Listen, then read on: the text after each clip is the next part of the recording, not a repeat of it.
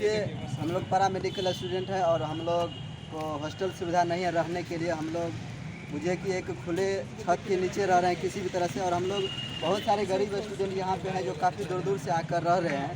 तो हमारे जो छात्र नेता प्रेसिडेंट है पैरा मेडिकल छात्र संघ के तेजस्वी जी, इनसे हम वार्तालाप करते हैं। ये मिलने गए थे प्रिंसिपल चैम्बर में, और ये देखते हैं क्या आपसे जो बात हुई थी प्रिंसिपल से क्या बोला। प्रिंसिपल सर से हम लोग का बात हुआ, कहा गया कि एम्स का जो बिल्डिंग है जो मेरे चैम्बर तक वहाँ तक दे दिया गया बाबू, जो वहाँ तक दे दिया गया। प्रिंसिपल सर का भी इसमें कोई ये नहीं है कि वो अब उनके अंडर में है वो दे नहीं रहे उनके अंडर में, लेकिन वो कहे कि डीएम साहब हैं जो हम लोगों को आश्वासन दिए थे कि अगर 100 स्टूडेंट है तो उन लोग को रहने का व्यवस्था जिला स्कूल या एमएलए अकेडमी है वहाँ पे उसको रहने का व्यवस्था करवाया जाएगा।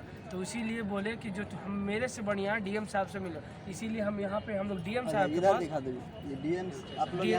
डीएम साहब जिला पदाधिकारी के चैम्बर के पास हम लोग मिलने के लिए आए हुए हैं। इस मिलने के जब हम लोग यहाँ पहुँचे तो डीएम साहब किसी कारण बस यहाँ से निकल गया, लेकिन डीएम साहब के प्रिंसिपल सर के द्वारा दिया गया निर्देश कि सर बोले हैं कि 100 स्टूडेंट को किसी तरह से हम लोग एडजस्ट कर लेंगे। इसी संभवता के कारण हम लोग पूरा पैरा मेडिकल के जितना छात्र है, मेरा बैचमेट जूनियर सीनियर सब स्टूडेंट यहाँ पे एकत्रित हुए हैं और हम सर से बात करने का कोशिश कर रहे हैं, लेकिन नहीं हुआ क्योंकि ऑनलाइन रजिस्ट्रेशन हम लोग करेंगे जनता दरबार में।